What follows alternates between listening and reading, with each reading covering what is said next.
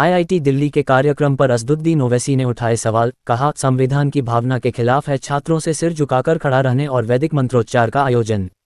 शनिवार को IIT दिल्ली में आयोजित एक कार्यक्रम में प्रधानमंत्री नरेंद्र मोदी की मौजूदगी को लेकर AIMIM प्रमुख और सांसद असदुद्दीन ओवैसी ने सवाल उठाए हैं। ओवैसी ने कार्यक्रम के दौरान छात्रों से कथित तौर पर सिर झुकाकर खड़े रहने और वैदिक मंत्रों के आयोजन पर आपत्ति जताते हुए इसे संविधान की भावना के खिलाफ बताया है। असदुद्दीन ओवैसी का कहना है कि भारत का संविधान सभी नागरिकों को समानता, स्वतंत्रता और धार्मिक स्वतंत्रता का अधिकार देता है। ऐसे में किसी सरकारी या सार्वजनिक शिक्षण संस्थान के कार्यक्रम में छात्रों से किसी विशेष धार्मिक परंपरा के अनुरूप व्यवहार करवाना उचित नहीं है। ओवैसी ने विशेष रूप से इस बात पर आपत्ति जताई कि कार्यक्रम में छात्रों को सिर झुकाकर खड़े रहने के लिए कहा गया। साथ ही उन्होंने कार्यक्रम में वैदिक मंत्रों के आयोजन को भी संविधान के धर्मनिरपेक्ष मूल्यों के विपरीत बताया। AIMIM प्रमुख ने कहा कि वह इन दोनों बातों का विरोध करते हैं और उनका मानना है कि देश के प्रतिष्ठित शैक्षणिक संस्थानों में संविधान की मूल भावना और सभी धर्मों के प्रति समान सम्मान को प्राथमिकता दी जानी चाहिए। इस बयान के बाद IIT दिल्ली के कार्यक्रम को लेकर राजनीतिक बहस तेज होने की संभावना है। अब देखना होगा कि इस पूरे मामले पर IIT दिल्ली प्रशासन और केंद्र सरकार की ओर से क्या प्रतिक्रिया सामने आती है। जिक्र करना आपके सामने करना चाहूँगा कि आज दिल्ली IIT में वज़ीर आज़म नरेंद्र मोदी को IIT दिल्ली ने मदऊ किया था कि वहाँ पर वो कामयाब तलबा और तालिबात को डिग्री दिया जाए, मगर मुझे अफसोस के साथ कहना पड़ रहा है कि मीडिया रिपोर्ट्स ये बता रही हैं कि वहाँ के स्टूडेंट्स को कहा गया कि जब वो वज़ीर आज़म से मिलेंगे तो उनको अपनी गर्दनें कितनी झुका के रखना है, और साथ ही साथ मीडिया ने ये भी बताया है कि जब वैदिक मंत्र पढ़े जाएंगे तो सबको खड़े होना पड़ेगा। देखिए, भारत का जो आईन है, संविधान है, आर्टिकल 28 है, अगर आप पढ़ेंगे उसको तो ये साफ तौर पर लिखा है कि जो गवर्नमेंट के तालीमी इदारे हैं उसमें किसी भी किस्म से मजहबी तालीम को या फिर मजहबी चीज़ों को ना पढ़ाया जा सकता है, ना वहाँ पर कोई किया जा सकता है।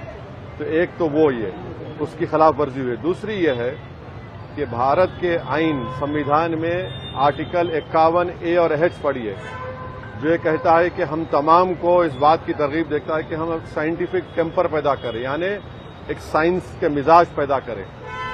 वहाँ पर इस तरह ये कहना कि वज़ीर आज़म के सामने आप कितनी अपनी गर्दन झुकाएंगे, वहाँ पर आप वैदिक मंत्र पढ़ेंगे तो खड़े हो जाना है, ये उसकी भी खिलाफ वर्जी करता है।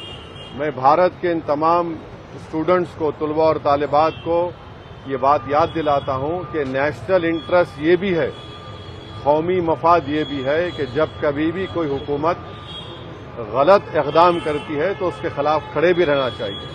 तो ये बात मैं आपके सामने करना चाह रहा था। तीसरी बात यह है कि SIR की आखिरी तारीख 10 अगस्त है। मैं तमाम तेलंगाना की आवाम से ये पुरजोर अपील कर रहा हूँ, हाथ जोड़कर अपील कर रहा हूँ कि प्लीज़ आप लोग जो अपना इन्यूमरेशन फॉर्म फिल कर चुके हैं, जिनका नाम 2002 में आया, जिनकी मैपिंग हो चुकी है, आप उसको वापस करिए। जिसका नाम 2002 में नहीं आया या फिर जिसको 2026 में नाम नहीं आया, तब भी आप अपना इन्यूमरेशन फॉर्म, अपना नाम, आधार कार्ड का नंबर लिखकर, अपना कॉन्टैक्ट नंबर लिखकर BLOs को वापस करिए। तीसरा, जिसका नाम नहीं आया है 2026 में, उनको फॉर्म 6 देना पड़ेगा। और चौथी बात यह है कि मजलिस-ए-इत्तेहादुल मुस्लिमीन की तरफ से आप देख रहे हैं कि पिछले 2.5 महीने से हम SIR के सिलसिले में आवाम की रहबरी और मदद कर रहे हैं।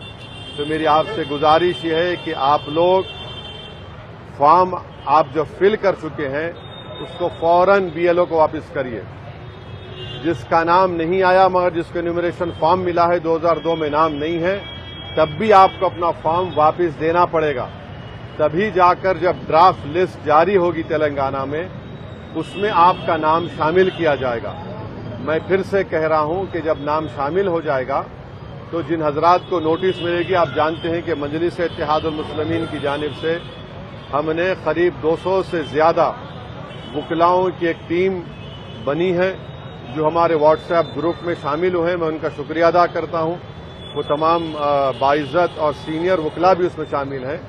وہ جب آپ کو نوٹس ملے گی ڈرافٹ لسٹ آنے کے بعد کس طریقے سے ای آر او کے سامنے آپ کو اپیل کرنا اس کا طریقہ کار بھی ہے, تو اس میں بھی مجلس انشاءاللہ تعالی آپ کی مدد اور رہبری کرے گی. ہمارا مقصد ایک ہی ہے کہ جتنے جینیون نام ہیں ان تمام نام آنا چاہیے فائنل ایس آئی آر کی لسٹ میں تلنگانہ میں.